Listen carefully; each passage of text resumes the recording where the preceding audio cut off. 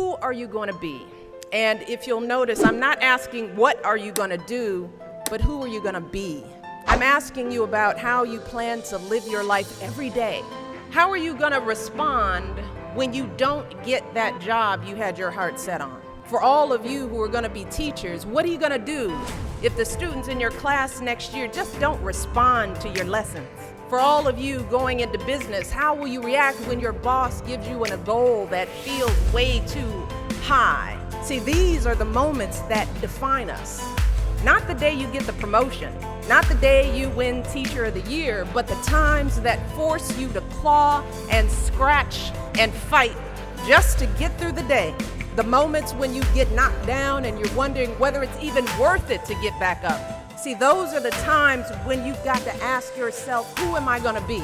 And I want to be clear, this isn't just some vague platitude about building character. In recent years, we've actually been seeing a growing body of research that shows that skills like resilience and conscientiousness can be just as important to your success as your test scores or even your IQ. For instance, West Point cadets who scored high on things like grit and determination were more likely to complete basic training than those who ranked high on things like class rank, SAT scores, and physical fitness.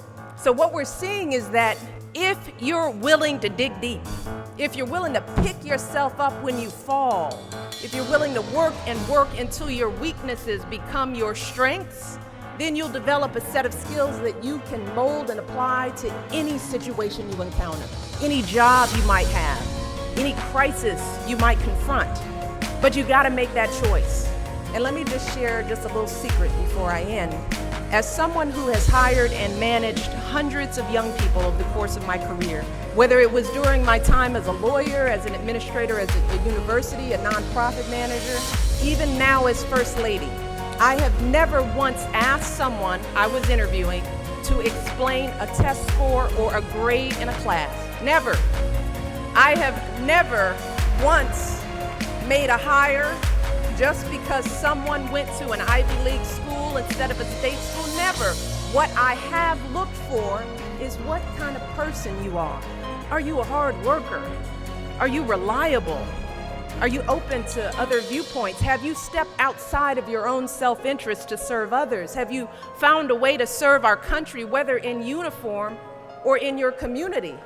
Again and again, I have seen that those are the qualities that I want on my team, because those are the qualities that move our businesses and schools and our entire country forward. And just understand this. Those are the qualities that you all already embody. They're the values you learned from your parents, from the communities you grew up in. And today, more than ever before, that's what the world needs.